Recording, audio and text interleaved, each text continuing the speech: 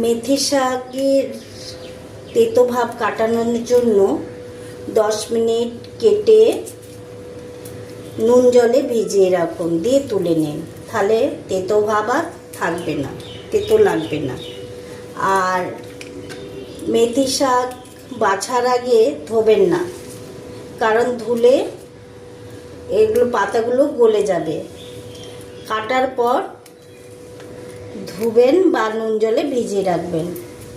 আর মেথির ডাঁটাগুলো ফেলবেন না, এই ডাঁটাগুলো খুব ভালো উপকারী, কারণ এই ডাঁটাগুলো ছোট ছোট করে কেটে ডালের সঙ্গে দিলে খুব ডাল টেস্টি হয়। আর কি আপনাদের কাছে কোনো কিছু টিপস থাকলে আপনারাও কমেন্ট বক্সে আমাকে জানাবেন।